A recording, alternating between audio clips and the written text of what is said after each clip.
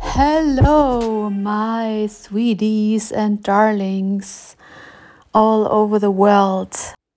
I promised you a video about our minds, the power of the mind. And here I am. I want to discuss this topic. So I will dig right into it. Our minds are under constant attack. There's a lot of disinformation about a topic that I have to be careful if I say the word because of artificial intelligence. MKU ... There were these rumors about the LSD experiments, We have to be careful with all sorts of words. So I warn you up front, I will not use certain words and I will try to describe them in symbols, or you will understand it hopefully, but I cannot say certain words, and I cannot name certain organizations because we all know what can happen, the shadow banning. And anyway, my channel is not the most obvious online already. So let's begin. As I said before, our minds are under constant attack. We can always be hypnotized. So when we talk about the MKU ... experiments, and also what they tell you online about this topic, a lot of it is false. It's incomplete. And what they don't tell you is that every human being on this planet, human beings are always in danger to hypnosis. Your primitive mind opens up during trauma or pain and life-threatening situations. This mind is called the reactive mind. This is literally your primitive mind. This mind is saving everything during your most stressful situations. It's saving phrases, it's saving colors, it's saving sounds, everything related to your 5 senses. This mechanism of the human consciousness can be used for brainwashing.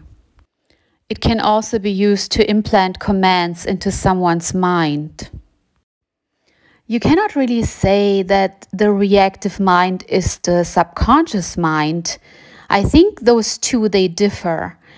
The reactive mind is far more primitive and literally stupid, like really stupid.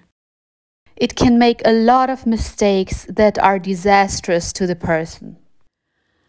It cannot really make decisions based on logic.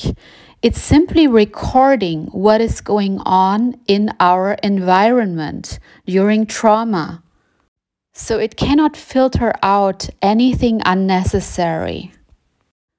This reactive mind is part of the human construct, and it starts to work literally from the time when you are inside the womb of your mother. So unfortunately, when you're a baby, the reactive mind is already there and doing its work. So let's say the mother is experiencing a traumatic situation like an accident. The reactive mind of the baby will open up because it's connected to the mother's experiences, and it will collect the stimuli in the environment. Then later, this can form into PTSD when the child is growing up and developing.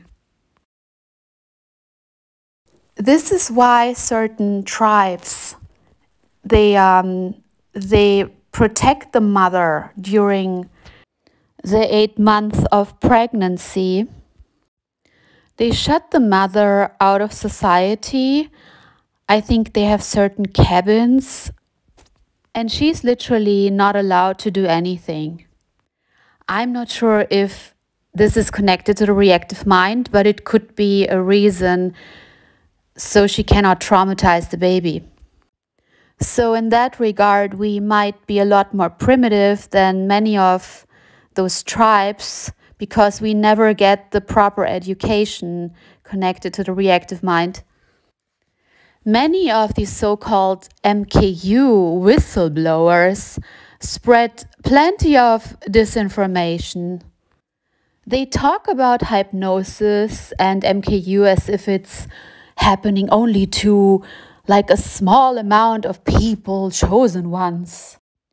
The reality is that it's part of the human construct that we are all experiencing it on a daily basis. It's not happening in some hidden basements.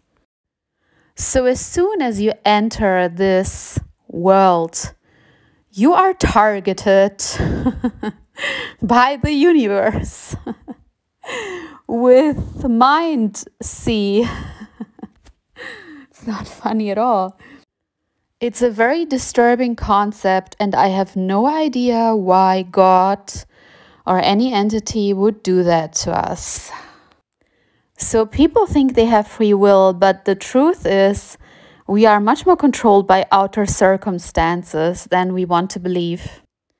Environmental factors also play a huge role in that. And this is the reason why there are certain institutions that are being highly discredited inside the media because they try to dissolve the mind-see. I cannot name one particular institution because your mind has been programmed with certain imagery connected to the name of this community. And whenever I say it, your mind will just immediately shut down. They do this through repetition and always connecting degrading and negative imagery, sounds, triggering emotions to this particular institution and the name of it. Me mentioning it will trigger you. So whenever you will hear this name or word, your mind will shut down because it will be triggered by negativity. You will probably even go away and stop listening to my video. And while you think you are making this rational decision, it has been implemented into your mind. You might also feel, oh, this is my intuition, when in fact you might have been programmed to have the wrong intuition because you had experiences connected to your reactive mind which are telling you a complete lie, complete nonsense about a certain situation, but you experience this as your intuition. Anyway, so this specific organization, which starts with an S, and there is a guy, his name is L. Ron H., who was running and who was the founder of this institution. When I don't say this word, you will not be triggered. So then you can still think clearly. If I say this word, over 50% of you will have their minds shut down and you don't even understand it. That's the interesting part of this reactive mind stuff, which is literally hypnosis. So you are in danger of being hypnotized 24/7 in your life. Wonderful. What a great construction of a human being. You have no free will. You have to repeat this to yourself. You do not have free will. You are the result of your past experiences connected to your reactive mind and your traumas and the programming of your parents, of the media, of your experiences. Of course, you have the logical mind also, but it is way less influential than you might think. That is why this specific institution that starts with an S is trying to clean up the PTSD triggers, because what results out of it is literally PTSD. So they try to clean up the hypnosis that is occurring throughout your lives. Look, I have to mention, I am not encouraging you to become part of this organization. My goal is to teach you about your mind. Please do your own research. I am not advertising for them. I'm only giving you truth, and I'm telling you they can clean up triggers that form throughout your lives. So a lot of what you might consider your personality might not even be you. So you tend to experience some of these triggers as your personality. Sometimes, for example, the partner you choose can be connected to someone from your childhood who has always been there when you were sick or ill and nobody else took care of you, and only this specific person, let's say your grandmother, was there to take care of you and was very loving and kind. So your mind forms a trauma bonding with this person and will choose partners based on the character traits of your grandmother. But also it's very dangerous because it can literally, when the person doesn't treat you accordingly to your needs, then you can become sick and needy and you don't even understand why, because you literally go back to your childhood and you fall into the pattern of sickness because that is when your grandmother took care of you. It's quite complicated. It's not that easy, but it's also not that difficult. Unfortunately, when you understand what's going on with the human mind there, you are a little bit, I was in shock first, because you realize how dangerous this actually is.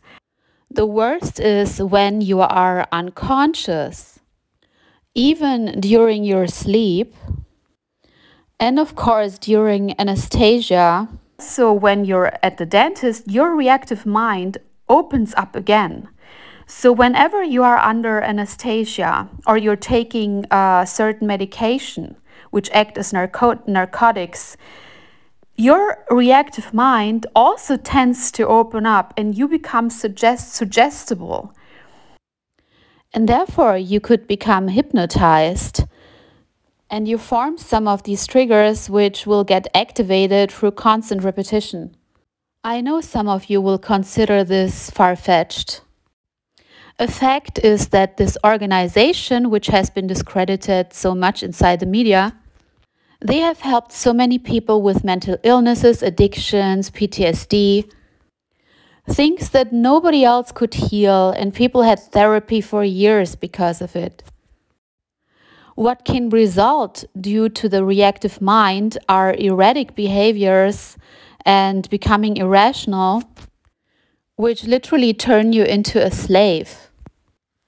So now you might think, oh, but I have nothing, your triggers might not be obvious to the outside world. They might not be exaggerated like with mental illness, but most people have at least 10 different triggers inside of them. And you connect them to your personality when in fact, they are part of your past traumas and past experiences.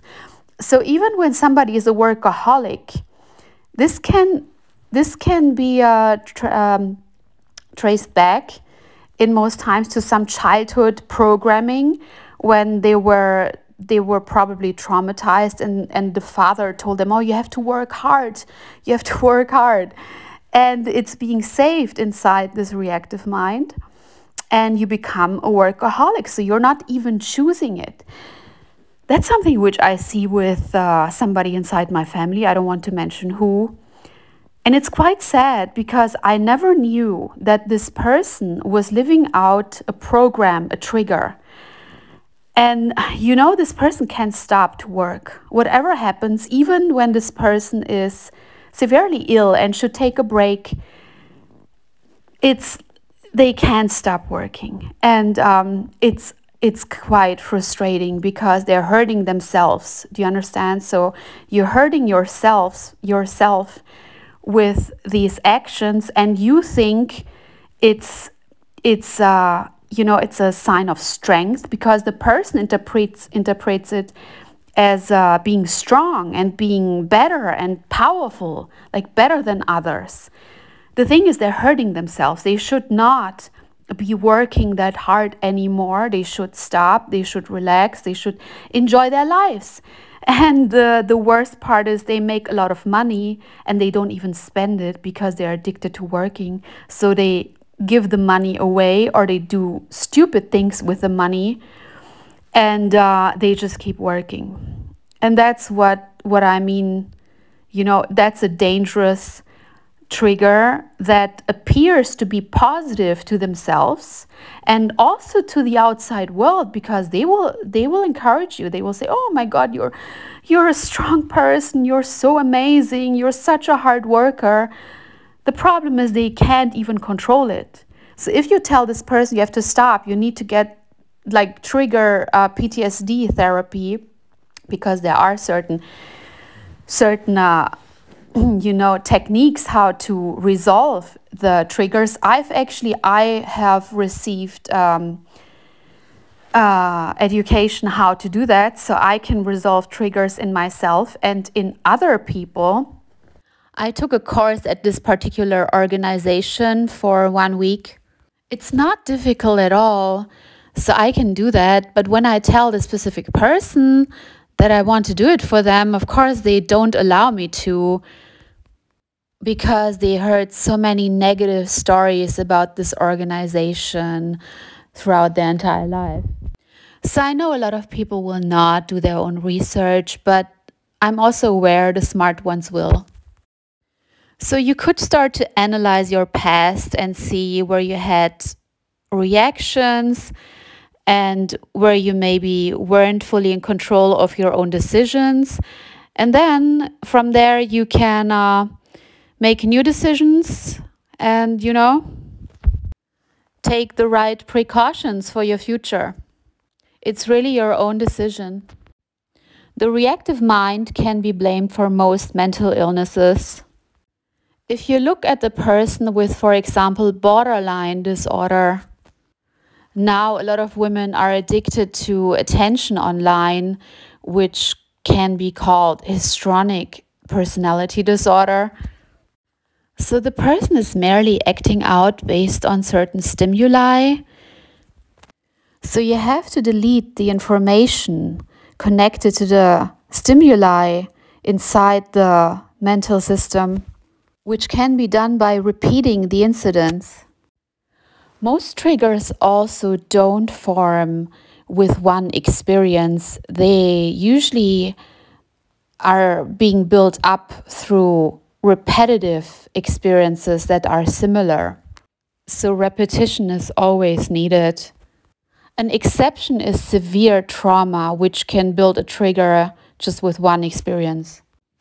Once again, if you look at borderline personality disorder, therapists have been trying to dissolve this disorder for at least 30 years. I also find it problematic that whenever they cannot categorize someone, they immediately label them a borderline personality. I mean, I have met a few people who were diagnosed with borderline personality disorder, and they can be extremely difficult to handle, I have to say. when they explode, oh my God, you have to run for the hills.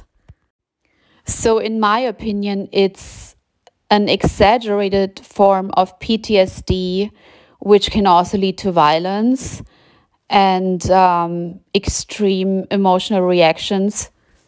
So I thought I could deal with it, but I had a friend and I hired her for my company. It was a very, very big mistake when she had a reaction and she was screaming, and some people, they start to cut themselves. So it literally feels like demonic possession in some way, but you can also see it from that standpoint. They get triggered by some colors or by some smells or something in their environment, and they get triggered so strongly because one thing is usually not enough. So you need to have combinations of trigger points, of color and smell and words. Certain words can trigger you. So when you have several of these trigger points, then a person usually, they react and they do things which are irrational to other people. And those people sometimes they have to, because the human mind cannot comprehend that they act out. So they usually explain their reaction to themselves with something stupid like, oh, I don't like this person, it's your fault. It's basically that thing when the man starts to abuse a woman, physically abuse a woman, and he tells her, look what you made me do, look what you what you made me do. Yes.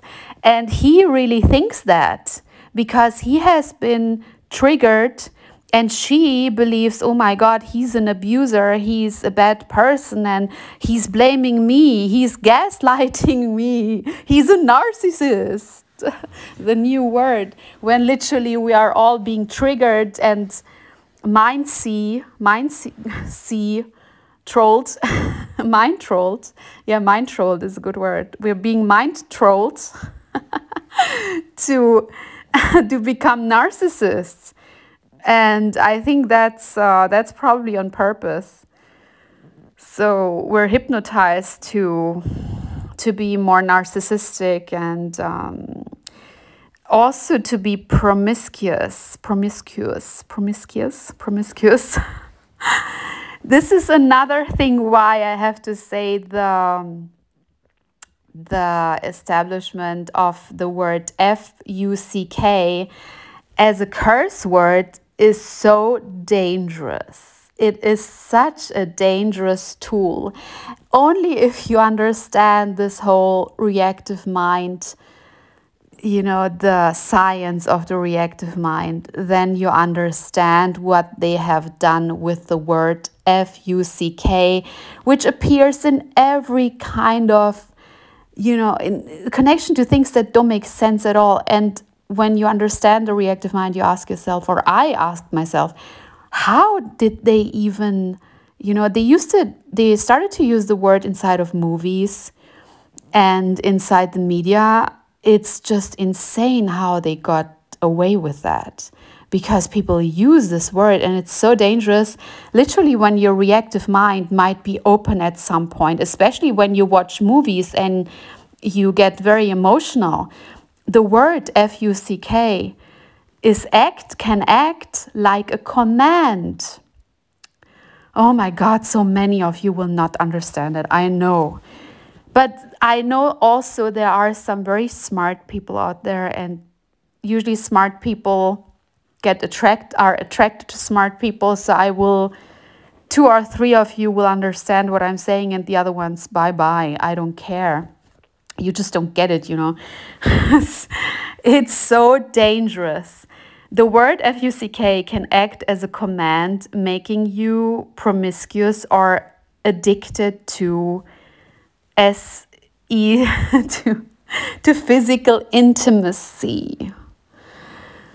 Oh, and it took me a while to understand that. I don't think many people can see that, but it's so smart. It's so calculated in a very wise intelligent way, unfortunately.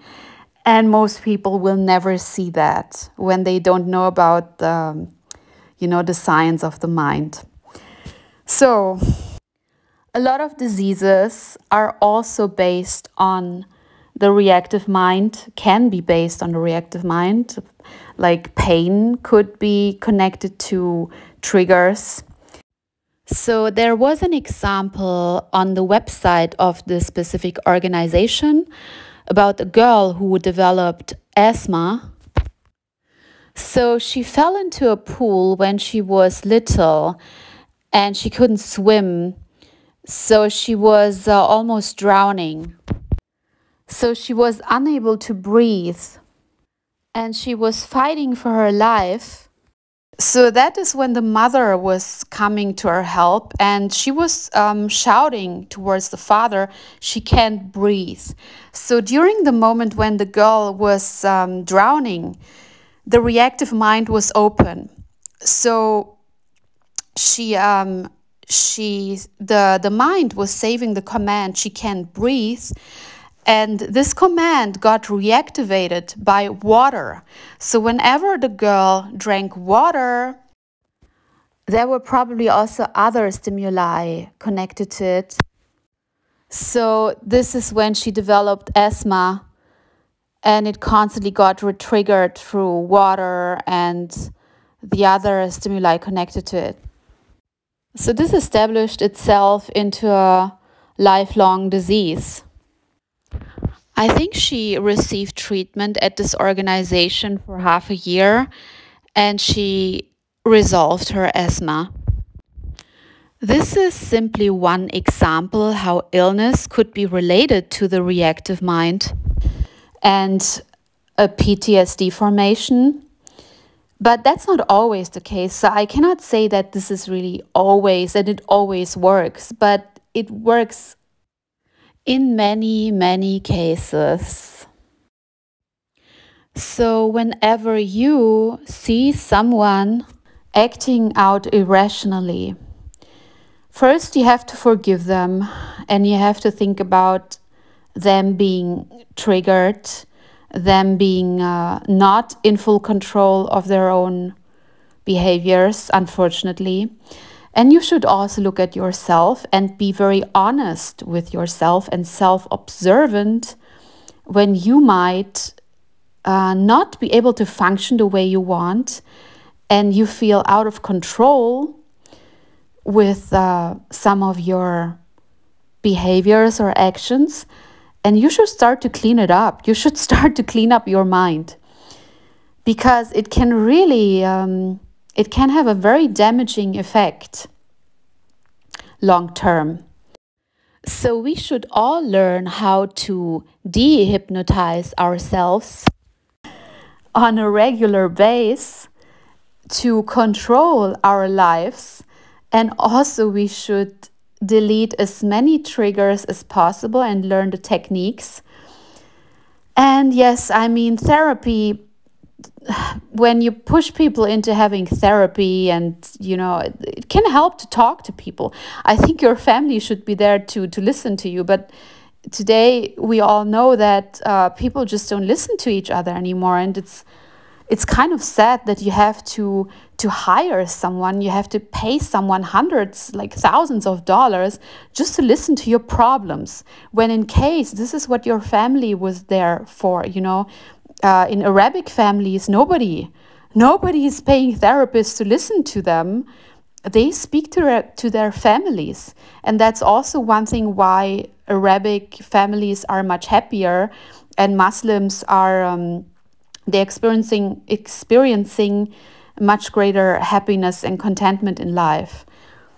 So the family bond is, to destroy the family bond is also to destroy people's stability, like, the emotional stability, because it's like to be alone in the world, fighting for yourself. It might sound great. You're so independent and you're so strong. The reality is that for the human being in itself, how it has been built, human biology and the human mind and the human soul has been built, that's not the healthiest thing to do, to be always fighting on your own. And it's actually destructive, and people experience a shorter lifespan if they're constantly fighting on their own. But anyway, it's just the way our society is today, so let's make the best out of it.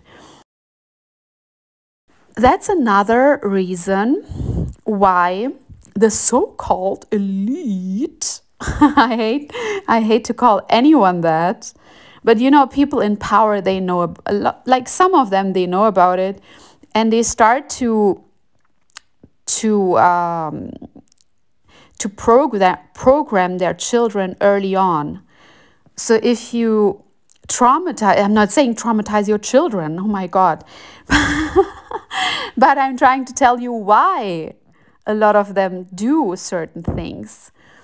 So they traumatize children because the more traumatized a child is, the more open it is to saving commands inside the reactive mind. So this is how they program children early on. Also, the younger a child is, the younger of age, the easier it is to form the personality based on these hypnosis and the commands you implant inside of them, inside of their minds. So that's one reason why they do that. Another reason is also because they try to make them as strong as possible, due to our world being a realm of suffering of some sort. So they attempt to damage the emotional part of the brain as much as possible, so these kids will not experience too much suffering later in lives, and they will be kind of psychopathic. And you know, you might blame them for that, and it sounds kind of scary, but you can create very strong, very you know, characters that are literally like a rock. Nothing hurts them. So whatever happens in life later on, nothing will destroy them. And they can be programmed. If they have been programmed early on, they will work like a machine. They will function. They will, you know, they will do everything accordingly. They will be literally indestructible. So you might think about that, how to program your kids. You don't have to use violence, but kids need to be programmed early on. And there might be nicer, better ways to do that. But the people they are building with this trauma-based they're quite, I mean, their characters, they're not like normal people. Also, your intuition could be triggers. So be careful about your so-called intuition. It might not always be that. Okay, I hope I was able to express it well for some of you. And oh yes, another very controversial part of this idea, it's not an idea, I mean, of what I'm telling you here. If somebody was able to, let's say, measure your most stressful moments in life, like with your iPhone, for example, which is now able to measure your body heat, I don't know, like it can even count the steps you're taking every day and things like that. Let's say you have something inside your body or something connected to your body which is able to measure the most stressful moments of your life. It would also be able, or it could be, you know, you could send specific informations like commands, like videos, or what else? I don't know, like YouTube videos or advertisements during your most stressful moments, and therefore they could implant those commands inside your reactive mind and hypnotize you. Do you understand? That is why surveillance capitalism should be questioned. Whoever is monitoring your emotions and your traumas inside your body, your stressful moments, could do a lot of nonsense with that and could literally mind see you. You know, mind troll you. They could hypnotize you. And Harvard professor Shoshana Zuboff, she already wrote a book, very interesting, amazing book about surveillance capitalism, where they used the game Pokemon to drive people to, I think it was Starbucks, to certain shops by sending them messages through the game. By the way, while she wrote the book, there was a tornado or a storm destroying the entire house, so she had to write the entire book once again. So you should definitely read it. It's a great, amazing book about our current times, and you should use your brain to build your own conclusions. Whoever is smart enough now will take the right steps to clean up their minds, to look at themselves, what they would like to do about that, what I've been telling you. So you should literally first start to always program yourself with NLP, like work on your own minds. Then start to learn techniques how to delete triggers and delete your unwanted behaviors, and also look at other people and stop judging them for irrational behavior, and maybe recommend certain therapies to them. There's also one technique, I think it's the Fabian therapy from the Fabian Society, but it's not that common anymore. I've only read about it in a book of Kurt Barker. And some people still know how to do that, but it's not that common anymore. I think they have inside the United States, they have some communities that work with that technique. I haven't heard of any of them in Europe, unfortunately, because it is a very effective technique similar to SCI that is slightly different, but I think just as effective. So be careful what you believe inside the media. The truth is usually exactly the opposite. Also, please, if you decide to go to a therapist, be careful about any kind of diagnosis you receive. Again, be careful.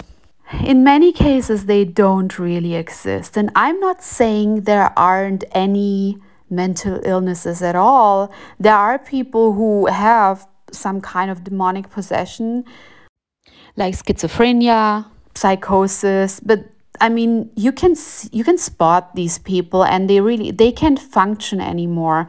Like if somebody is under deep psychosis, they have to take medication at some point in their lives. And there might be different kinds of therapies for those people. But the basic trigger stuff like borderline and the strange personality disorders. I mean, how many do we have now? At least 100. And, we're counting. So they always add, every year you add like 5 more, I guess. So those can all be treated with these therapies that I mentioned. Additionally, if you have certain behaviors that bother you, that you can't seem to overcome, don't wait for too long until your life falls apart work on yourself, work on these triggers, work on your reactive mind, because more often than not, it has something to do with like traumatic experiences where commands has were saved and hypnosis has occurred. Be careful with the media. They're very smart. They have researched this stuff for ages, and they know how to trigger your reactive mind. They know how to implant commands at the right time into your brain, because it has to happen during the right time. Be careful what you watch. Don't watch movies. Don't switch on the TV when you're under severe stress. And I mean, that's usually when we do it, right? And also be careful with the internet. It's just the same. And I'm repeating one more time. It's not sufficient if you have a command implanted one time. And it's much easier in children. So it has to happen through repetition. And you have to be under severe stress. But then you can be hypnotized, and it can be fatal for your life and for your entire existence. I love you all, and I hope this didn't scare you. It's probably, for people who have never heard of it, it might be very shocking. It was extremely shocking to me. I had to think about it for at least a month. I had to completely reconstruct the way I was looking at my environment. So I started to look at people in a different way and at their behaviors. But in the end, it will only help you. And it's one of the best, this is one of the best informations that somebody can give you. It's your decision if you believe me. It's your decision if you want to research it yourself. I mean, I can only make you think. And as you say, you can lead the horse to the water, but you can't make it drink. So I am so sorry. I forgot something, and I have to add this regarding the reactive mind and how it plays out on abused children, because I just remembered it. And this doesn't only happen in children, it also happens with people who have been severely abused. But with children, it's usually much stronger, because the younger you are, the easier it is. Your mind is more suggestible. So what happens when, for example, your father abused you as a child over and over again, and they also verbally abused you? Later on in life, this can be triggered by, let's say, your father called you mentally ill or said, oh, you have mental issues or this or that. And you, as a grown-up, you switch into the position, and that happens unconsciously. It's not that you're rationally deciding to behave like your father or your mother, like whoever was the abuser. You switch into the position of your father, and you start to behave like your father in the same abusive manner, and you probably also say the same things that your father was saying to you as a child. And the mind naturally does that to protect itself, because it feels the abuser was in the position of power. So the reactive mind naturally lets the person switch into the position of power by acting out like the abuser. This is very scary, and I have seen this happening in my case when with some situations that I started to act out like my parents. And I'm not saying my parents have been abusive. I mean, they have been disciplining me, which I don't find so bad if I look at it now. I think it was actually good for me. But anyway, I can see myself in certain situations become like my parents. That's actually the thing when we say, oh, we become like our parents later in life, because we switch into the position of the person in power that we have been witnessing to be in power, especially during childhood. So if you see someone who is behaving in an abusive manner or irrationally, saying things that seem hurtful or very aggressive, it can be good. I like people who are passionate and I like men who are actually strong, and I don't think it's always bad to be angry or even aggressive. I mean, just not violent. But in some cases, violence, if you defend your wife or whatever, that's actually, if men fight against men, sometimes they have to be violent. It's my opinion. You don't have to share my opinion. So, but that's what happens with some people when they seem to act out irrationally. They often go into the position of their abuser. And in many cases, when a child has been abused, unfortunately, it has to do with their parents.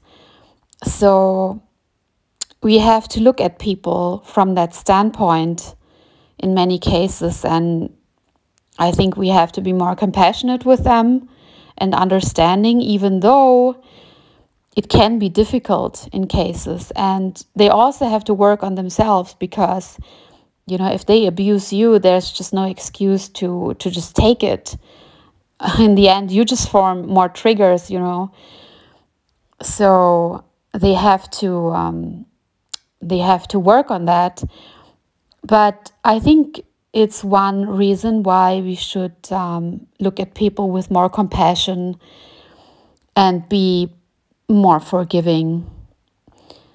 Okay, that's what I wanted to say, and I hope it made sense to you. I love you all, and take good care of yourself. And I hope to see you soon here. Don't forget to subscribe and to like. Okay. Bye-bye and big kiss.